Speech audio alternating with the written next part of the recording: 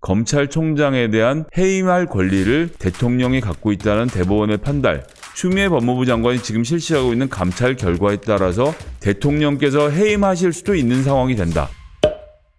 윤석열 총장 해임하냐 마냐 말씀들 많으십니다. 사실관계를 살펴보죠. 일단 제가 말씀을 계속 드렸는데 여러분들이 여러 가지 의견을 주시고 방송할 때마다 여쭤보셔서 제가 고일석 대표의 더브리핑에 아주 잘 정리한 기사가 있는데 보여드리겠습니다. 저랑 생각이 다 대동소이하시다니까요. 감찰 후 해임으로 가닥 잡는 윤석열 처리. 제가 말씀드렸죠. 감찰 먼저 해야 된다고. 대통령이 지금 갑자기 어떻게 해임을 합니까? 감찰을 해서 해임을 해야죠. 지금 윤석열 해임 기류는 강해지고 있는데 윤석열 총장의 측근이 연루된 사건에 지속적으로 개입하는 모습을 보이고 10월 국정감사 이후 노골적 정치 행보를 보이고 있는 윤 총장 거취를 어떻게 할 것이냐. 김두관 서른 의원 등은 해임 촉구를 하고 있지만 민주당은 신중한 입장을 보였는데 국정감사 윤 총장 태도와 발언, 탈원전 수사에 이르러선 돌이킬 수 없는 지경에 이르렀다고 판단을 하고 있다는 겁니다. 이낙연 대표도 에너지 전환은 문재인 대통령 대선 공약이자 주요 추진 정책이다. 이에 대한 사법적 수사는 검찰의 정부 정책에 영향까지 미치겠다는 것으로 해석할 수밖에 없다. 정치 수사이자 검찰권 남용이라고 비판을 했다는 겁니다. 김태년 원내대표는 검찰의 국정 개입 수사 행태에 매우 유감을 표한다면서 정치적 목적을 갖고 수사를 한다면 민주당은 묵과하지 않을 수 없음을 경고했습니다.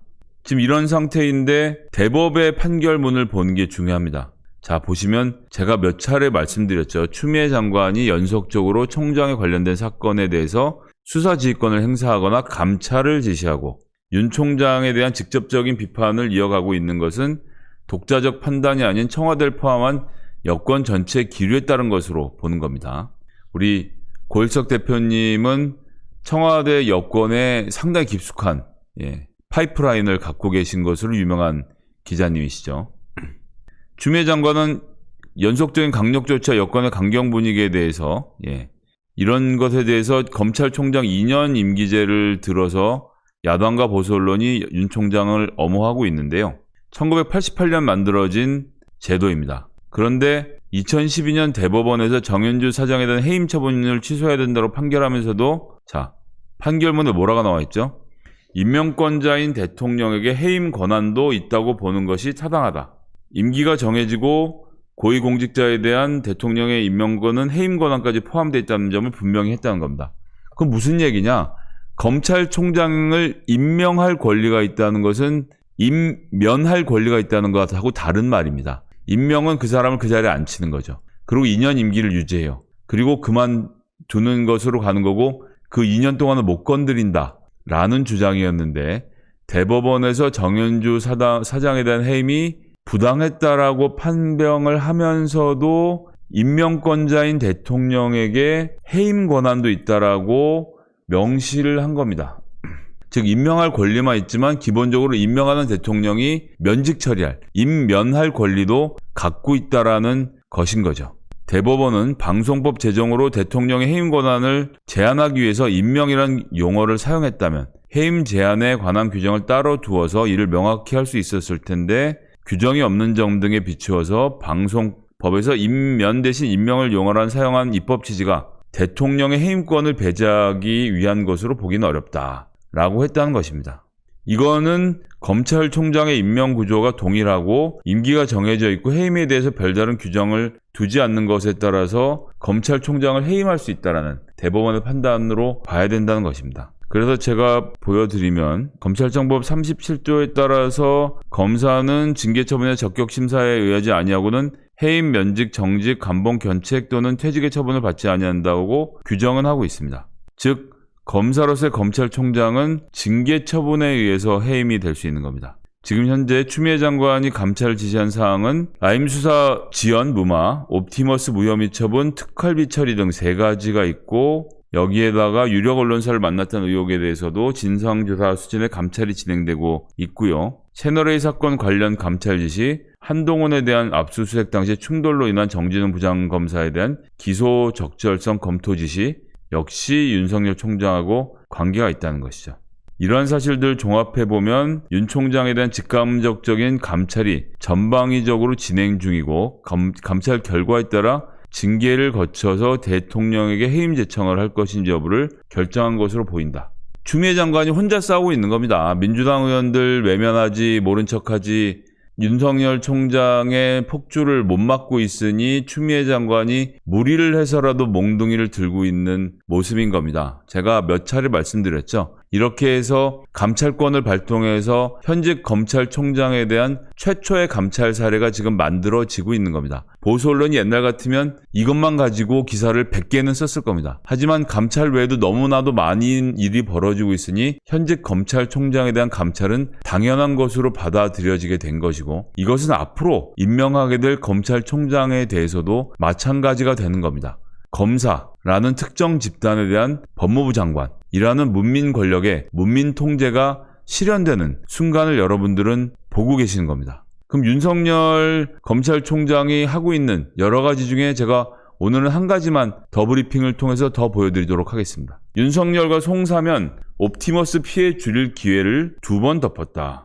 윤석열이 지검장이었던 서울중앙지검이 2018년 19년 옵티머스 관련돼서 전파진흥원의 수사 의뢰를 무혐의 처리해서 피해를 줄 수 있는 기회를 날렸는데, 부장정결, 차장정결에서 자기는 몰랐다라고 하지만 기관장이 당연히 책임져야 하는 일이고 정말 몰랐는지에 대해서도 매우 회의적이라는 거죠. 성지건설 사건을 기소하면서도 옵티머스를 또 외면했던 남부지검이 있습니다. 윤석열이 2019년 7월 검찰총장에 임명된 뒤에 제주지검장이었던 송사면이 금융수사에 전문화된 남부지검장으로 이동해 왔습니다. 남부지검은 그전부터 성지건설 무자본 M&A 사건에 대해서 구속기소를 한 상태였고요. 기소 내용은 전파진흥원이 서울지검에 수사 의뢰했던 내용과 동일했는데, 같은 사건에 대해서 중앙지검은 무혐의 처리했지만 남부지검은 구속 기소했는데, 나중이라도 수사가 잘 됐다라고 말하지만 남부지검도 옵티머스는 빼먹은 겁니다. 남부지검의 기소는 전파진흥원의 수사에 의뢰 없었던 인물이 한 명 더 있었는데, 스킨앤스킨의 유현권 고문이었는데요. 이 유현권 고문은 옵티머스 사건의 주범 중 한 명으로 지금 꼽히고 있죠. 그래서 복잡한 얘기는 복잡한 얘기라서 하지 않겠습니다. 성지건설 무자본 M&A 사건에 대한 정의가 나오고요. 남부지검은 옵티머스에 대한 공공기관들 투자가 몰리기 이전에도 이런 자금의 흐름을 파악해서 옵티머스 본사까지 압수수색을 하고 유현권 고문도 구속 기소했는데, 옵티머스는 전혀 손을 대지 않은 것입니다. 송사면은 남부지검은 옵티머스를 떼어내고 성지건설 관계자들만 기소를 했고요. 그렇게 해서 결국 옵티머스 관련 피해는 1조 2천억 원에 이르게 된 상태였던 것이죠. 한 달도 채 안 되는 시간에 주범들을 구속시킬 수 있던 사건을 놓고 서울중앙지검은 7개월을 붙잡고 있다 무혐의 처리. 남부지검은 1년 넘게 수사한 끝에 옵티머스를 제외하고 기소.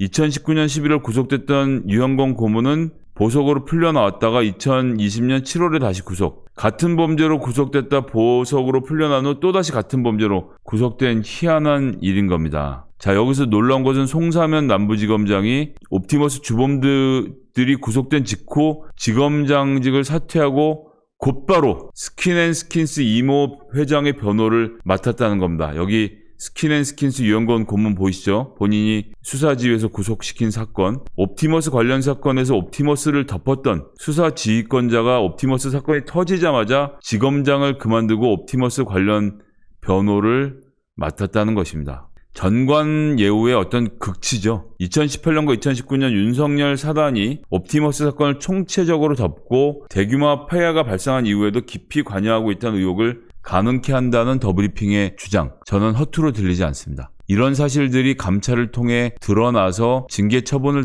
받게 되면 해임 건의안을 제청할 것이고요. 거기에 대해서 대통령이 징계 수준에 따라서 해임 여부를 결정하게 될 것입니다. 그런데 감찰 결과 윤석열 총장이 문제가 없다라고 나오면 어떻게 하느냐? 문제가 없으면 검찰총장직을 유지하는 거죠. 우리가 박근혜처럼 최동욱 혼외자 찾아내서 윤석열 총장을 날리는 정치 집단입니까? 이건 지금 모든 것을 그냥 정해진 법적 수순대로 밟아가는 것이에요. 윤석열 총장의 해임을 목표로 가고 있는 것이 아니고요. 하다 보니 해임으로 이르게 되는 과정으로 가는 것입니다. 문재인 대통령이 본인이 임명한 검찰총장을 해임하도록 법무부 장관에게 사건을 만들어 보라고 지시했겠습니까? 당연히 있을 수 없는 일이죠. 하지만 제가 지금 보여드린 옵티머스의 컨처럼 입이 떡 벌어지는 전관예우와 부정부패가 벌어지고 있고 서울중앙지검이 옵티머스 건을 덮었다고 한다면 윤석열 총장이 무슨 상관이 있었는지를 살펴보는 것은 너무나도 당연하죠. 살펴봤더니 혐의가 없으면 윤석열 검찰총장의 명예를 회복해 주는 것입니다.